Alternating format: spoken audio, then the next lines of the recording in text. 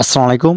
SSC ২০২৫ সালের পরীক্ষার্থীরা কেমন আছো সবাই? আশা করি অনেক ভালো আছো। তোমাদের যারা ২০২৫ সালে এসএসসি পরীক্ষায় অংশগ্রহণ করবে তোমাদের জন্য দারুণ দুটি সুখবর রয়েছে আমার কাছে। তো প্রথম যে সুখবরটি সেটি হচ্ছে যে রাজবাংলার পক্ষ থেকে তো তারা যেটি করে প্রতি বছর সবাইকে যে জিপিএ 5 পেতে হবে এই বিষয়টি এরকম না।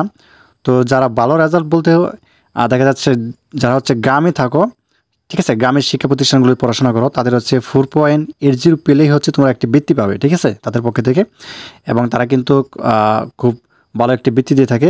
এবং যারা শহরে থাকো তাদের হচ্ছে জিপিএ 5 কিন্তু পেতে হবে, ঠিক আছে? বৃত্তিটি পাওয়ার জন্য।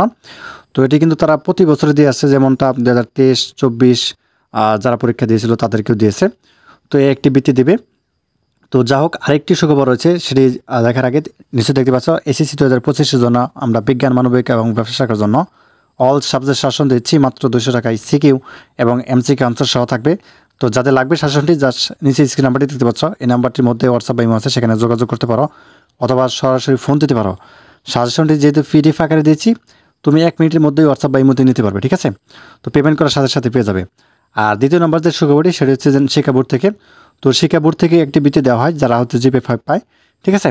তো তোমরা যারা হচ্ছে 2025-এ টার্গেট করেছো যে জিপিএ 5 পাওয়ার, তো তারা অবশ্যই ভালো করে পরীক্ষা দিবে এবং অবশ্যই তারা হচ্ছে বৃত্তি পাবে, ঠিক আছে?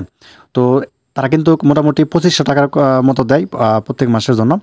তো আশা করি বুঝতে পারছো বিষয়টি। তো ধন্যবাদ সবাইকে। আল্লাহ হাফেজ।